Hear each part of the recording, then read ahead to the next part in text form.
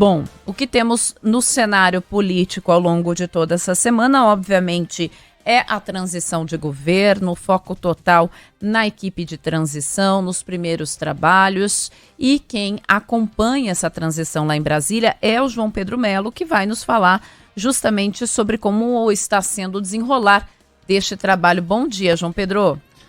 Oi, Ellen, bom dia para você, para Débora, para todo mundo que está nos acompanhando. Pois é, a gente está de olho nesse processo de transição que começou ao longo dessa semana aqui na capital do país. E a gente pode dizer que ele teve uma certa aceleração ao longo dessa última semana, né? Porque a gente teve a decisão a respeito da PEC de transição, que vai de fato ser apresentada, só que ela ainda está sendo discutida. Como é que vai ser essa questão? A tendência é de que ela seja apresentada só depois do feriado, ou seja, entre quarta e quinta-feira, e que traga assuntos exclusivamente sobre o Auxílio Brasil, que vai voltar a se chamar Bolsa Família. Porque qual que é o grande desafio do novo governo nesse momento? É conseguir recurso para manter o benefício em R$600. Há uma previsão de que ele seja mantido ali na casa dos 400, né, já que já tem aí a liberação de pelo menos 105 bilhões de reais, e a tendência é de que tenha liberação de mais 75. Esse dinheiro ficaria fora do teto de gastos, né, do chamado teto de gastos. Seriam 175 bilhões, então, destinados exclusivamente para o Bolsa Família. Ontem a gente teve uma reunião do Conselho Político da Transição aqui na capital do país, principalmente no CCBB, e essa equipe estava sendo coordenada ontem pela presidente do Partido dos Trabalhadores, a Gleisi Hoffmann, e ela afirmou o seguinte, que o mercado financeiro não precisa se preocupar com um novo governo. Essa foi uma resposta exclusivamente a uma situação que aconteceu na quinta-feira.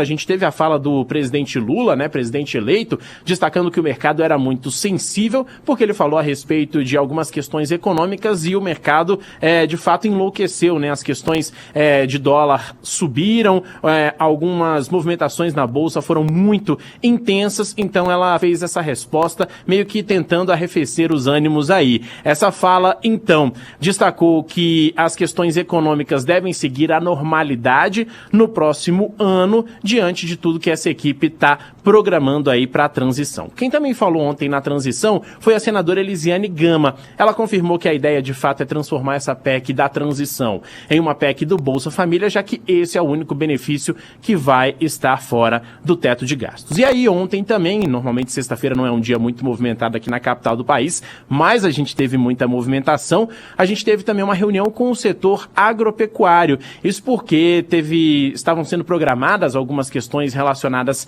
ao agro, e agora também a gente deve ter o grupo do setor agropecuário sendo fechado nos próximos dias, grupo que vai participar também dessa transição. O deputado federal Nery Geller é quem está encabeçando essas negociações com o governo de transição, e ele destacou que também devem fazer parte desse grupo a senadora Cátia Abreu e também Carlos Favaro, além de Márcio Porto Carreiro, que é o secretário da Associação Brasileira de Produtores de Algodão.